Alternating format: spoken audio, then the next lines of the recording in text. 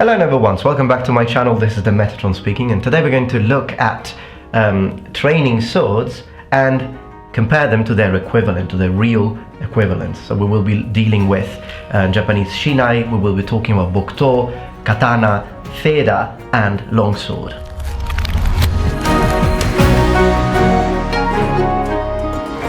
This video was inspired by the comment section and by some of your comments, as you know, a while ago I actually made a video to debunk some katana lessons that were broadcasted on Howcast channel because lots of things that were shown there were absolutely impractical and wouldn't work. And one of the points that I brought up on that video is that they show how a basic block, and I would like to underline this, basic block with a katana, although I'm using a Shinai now, but you'll have to use your imagination. A basic block consists on getting or intercepting the opponent's blade with the tsuba, okay? Now, that already is a very, very, very difficult thing to do, and that was my point really, when the blade is full speed, as in most of these examples, in most of these techniques and shows, when you've got this master teaching these hypothetical techniques, they never really do it during sparring. And that was the point that I brought up on that video. Don't show me that you do this on a condescending partner, but do it on someone who is actually trying to hit you. And I showed some clips of kendo, 4th dan and 5th dan, while sparring during a tournament, and how quickly they actually swing a sword, and a Shinai of course, in the case of kendo. And I said, now do it on that man. Now the comment said that it wouldn't be a good comparison, the one that I brought up, because a Shinai is significantly lighter than its counterpart, and therefore it's not a good example, because of course they're super fast because they're using a lighter sword if compared to an actual katana. So with this video I'd like to defend my point even further and examine some of these actual weight differences between training swords and their real counterparts. So first we will be focusing on weight. So how much does a Shinai weigh? Well, a Shinai weighs around half a kilo, with exceptions of course, and difference particularly depending on the age of the practitioner. But once you turn 18, basically this would be the classic standard length and weight of a Shinai. Now if we compare that to an actual katana, the weight of a katana ranges from 1.1 to 1.3 kilos. So we're looking at double the weight of a Shinai. So from this point of view, it might seem that it would actually make a big difference, but I don't think it will, and here is how I'm going to demonstrate it. First of all, so obviously there will be a slight difference. The thing is that I think the difference will be slight, because when we look at a katana, we're not looking at a 3 kilos or 4 kilos sword or weapon, and hence a massive difference in the sort of speed that you can reach when you fully commit to an attack, or when your muscles are properly trained. We're looking into something that, yes, it has double the weight of a Shinai, but we're still talking about a very light and fast weapon. But for our hypothetical study, we will be looking into other weapons. For example, what about the Bokto or Bokken? Well, this normally it depends on the school, but normally these tend to weigh as much as a katana, tend to have a similar point of balance to that of a katana. Not exactly the same, of course, because you can't really have the same, but it will be very, very close to a katana. Once we're finished with this comparison in terms of weight, we will talk about also fidelity to the original sword. So when you see someone swinging a Bokto, you can have an idea of how that person would swing a katana round. Now, as you know, in kendo, Bokto or Bokken are not used for sparring, they're used for kata only. Although towards the end of this video we will discuss also about this. I will bring up a point about whether it would be possible to actually spar with these wearing protective gear. But to bring the point even further, well, let's have a look at some HEMA practitioners and the sort of speed that they can generate with their practice swords. There we go.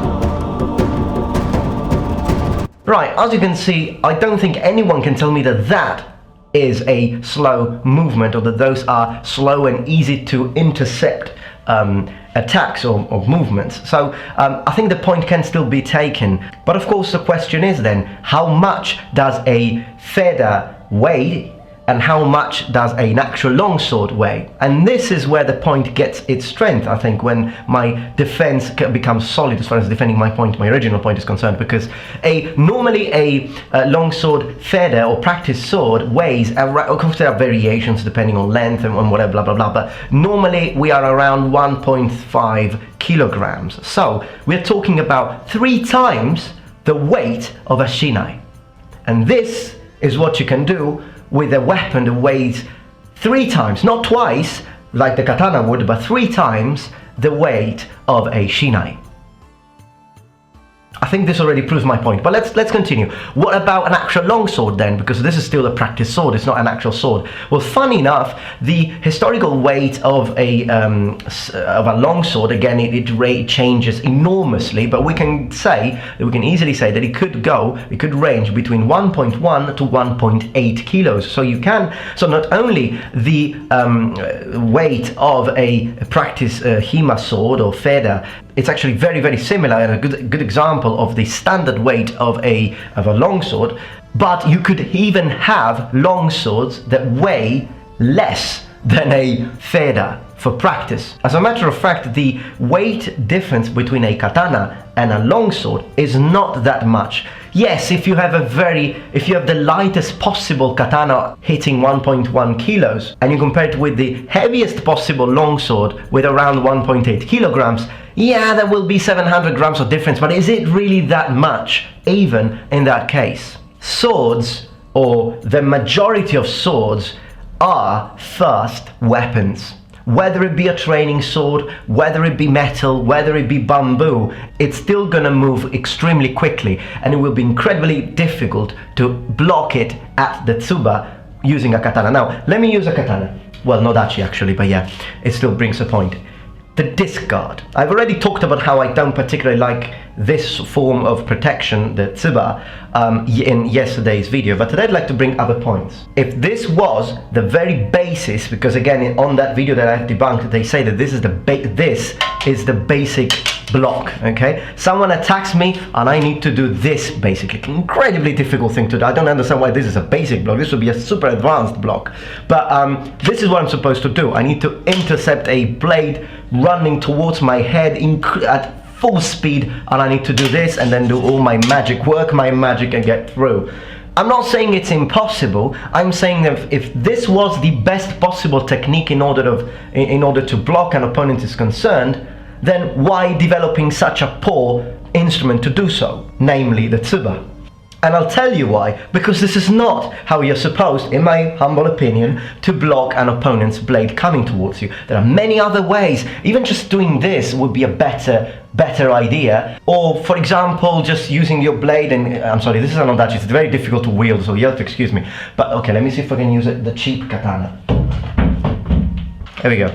So, this toy here, let's use this toy. I don't have a good katana, I'm sorry, I was a little bit short on funds, but I will get a good one. So, even if I want to keep the kisaki pointing towards the enemy, so because of course this way the kisaki is pointing away from it, but if I wanted to keep the kisaki towards my enemy so that I could actually counter or perform some other moves, I would still use my blade, okay? I would still use my blade rather than actually trying to catch the opponent's blade with the tsuba and then try to do something to continue my attack. I think the purpose of tsuba, my personal opinion, but I think the purpose, with my experience in kendo as well, the purpose of tsuba is if you fuck up, excusing my French, if something happens and you are binding with your enemy and the enemy's blade runs down, okay, because it can happen even if we talk about fully sharp swords. Of course, normally fully sharp swords tend to bite into each other, but it depends how the edge aligns itself. It depends on a lot of different factors, and it could happen that the blade just simply comes down, okay, and if it runs down, the tsuba is here to prevent it from, or for example if it was here, to prevent it from cut my hand off, which would mean a defeat, of course. This is what the tsuba is here to do. Now, having brought this point, let's talk about fidelity. a Shinai. There are a few things I'd like to say about the Shinai. I don't think the only problem with the Shinai is its weight. As you can see, I don't think the weight is much of a problem at all. But what the problem is that when you handle a Shinai, you don't really get a full feel, probably not even a half feel, of what it would mean to hold a katana. The reason being quite a lot of things. First of all, the handle is basically almost as long as the handle of a full nodachi, as you can see here. So this is already different. The distance of your hands will be greater holding a Shinai than they would be holding a katana. Secondly, you tend to have more reach with a Shinai than you have with a katana. So if you train your whole life fighting with one of these, you might not be able to thoroughly understand the distance that you can reach if you were using an actual katana. Thirdly, the Shinai is rather straight. It doesn't have curvature. Look at this, it's straight. I mean, it might be my eyes are fooling me, but it looks very straight to me. And as you can see, nodachis tend to have much more of a curvature, but even our super cheap katana, I don't even care touching it. Even our super cheap katana, you can see that there is a sort of curvature here. So this is why, in my opinion, a bokto would be a much better catch in order to give you a feel of how a katana actually handles, how to handle a katana, what a katana feels, because it has curvature. The handle length is exactly the same. So why don't they use these in sparring? Well, of course, it's a matter of safety. A bokto is a much more dangerous weapon if compared to a Shinai, because a Shinai, because of the tension it has, because of the fact that the bamboo slices can move within each other. And also, you're actually supposed to hit with this, but this is why this white stripes are here. They are dividing the blade, okay, from the monouchi, which is the part of the blade that you should use to hit. The part to hit, that's things with. That will be the translation of monouchi. So if you use these against an unarmored person, you can kill him. But what if you use these against a person in full kendo gear? Well, if you hit them in the mask, considering the mask is steel, it's metal, you might feel the impact, but you're not going to hurt the person. But the problem with kendo gear, and I own kendo gear, the problem with it is that even when you use a Shinai, when someone hits you if they hit you in the hands, it's fine. But if they hit you in the forearms, it hurts like hell with the Shinai. I think with these, you could cause real concussion, or maybe even break a bone. The door is very protective, so I don't think you would feel anything even if someone smashed you with one of these against your door with full force, but the door will eventually get damaged by it. Little by little, you might get scratches and everything. Minor issue, to be honest, but so yeah, the door would protect you. However, the protection for the shoulder, which is part of this, it's only fabric. So although you're not, of course, supposed to hit it, it could happen. And if it does happen that you hit here, it would hurt a lot. But probably the most dangerous thing would be a tsuki to the throat, because that one already, I don't think the kendo gear is really well made as far as that is concerned. It's just a personal critique. I might be wrong, but already with that one, of course, sometimes I liked experimenting with Jodan no Kamae. And when you use Jodan no Kamae, of course, a tsuki to the throat is a common attack from someone fighting against you in Chudan no Kamae. And already, if that happens, if they manage to hit you, that already hurts with the extremely safe kisaki of a Shinai. If someone were to hit you with the kisaki of a bokto, I think they could kill you, regardless of kendo protection, or even if they don't kill, they could severely injure you. You might need to go to hospital, or in the best case scenario, you might have a sore throat for a week. When I talk about that, I talk about personal experience, because once I was hit while sparring in Kyokushin Karate, I was hit with a punch at the throat, and it hurt for a week. And it was a punch. Imagine something like this.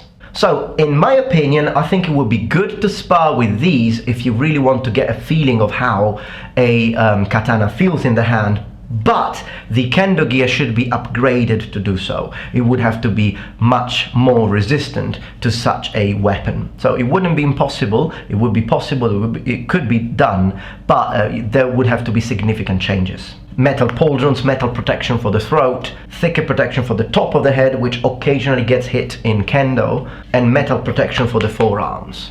Last but not least, I'd like to discuss grip, how to grip a katana, how to grip a shinai, and if there is a difference. Well, there is a difference sometimes. Okay, now the way I was taught to grip the shinai or the katana with toraguchi. Now toraguchi means that you don't actually hold it like this. Of course you don't hold it like this, you don't hold it like this. There has to be space between the two hands, but you don't really hold it like this, at least in kendo, but you have to put your hands in this position. So there has to be this little V shape in both hands, okay? And this one allows you better extension of the sword and even better control, in my humble opinion. I don't put any pressure on my thumb and index finger, which I keep slightly apart. I keep a little bit of pressure on these three fingers here, and as far as the left hand is concerned, I tend to prefer, imagine that there was a kashira here, and this was an actual katana. I don't particularly like, I like to leave this little bit here because I feel more safe when I hold the weapon. Some people prefer to do this, and I've seen people actually do this and even put the pinky or the little finger down here. I don't particularly like this grip. I understand this one for extra reach, so this is again something that I could do myself, but my favorite way of gripping a katana is this. Now I do think though that in some kenjutsu styles they actually don't use toraguchi and they hold the katana like this, so please correct me if I'm wrong. But as far as I was taught, my kendo sensei did tell me that there would be a difference between the way you grip a katana and the way you grip a shinai, and the major difference as far as these two weapons are concerned is that with a shinai you want reach. You don't particularly care about edge alignment, of course, and you don't particularly care about how much strength you can get, as long as you can execute your attack and it looks good and and it's properly made. But in order to do that, this is why maybe this would be more a katana grip and this would be more a shinai grip, so you sort of want to go for extra reach. So to sum it up, I think a shinai is a perfect weapon for kendo, but if the question is, by fighting with a shinai, do you really get a full idea of what it would be to wield a katana, then my answer would be no, you don't. You sort of, but you don't, and I think it would be better to use a bokto to do so. On the matter of weight, I don't think that it would really make much of a difference if you're using a 500 grams, if you're using a 1.1 kilo, if you're using a 1.5 kilo weapon, real weapon or sparring weapon, your attacks will still be incredibly quick, and the point that I brought up on my debunking video still stands solid. And remember, the Metatron has spread his wings.